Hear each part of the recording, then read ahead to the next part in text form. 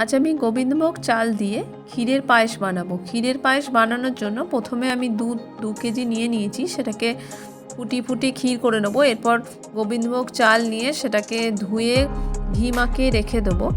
এরপর অল্প ঘি নিয়ে তার মধ্যে তেজপাতা, এলাচ দেবো এবং কাজু কিশমিশ ভেজে সেটাকে তুলে নেব।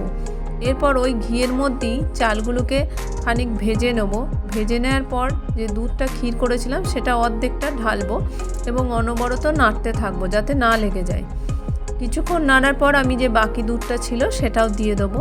তো নাড়বো। এবার আমি পাটালিগুলো 3টে পাটালি নিয়েছি আমি এখানে, আপনাদের স্বাদ মতো নেবেন। আমি সেগুলোকে ভেঙে রাখলাম।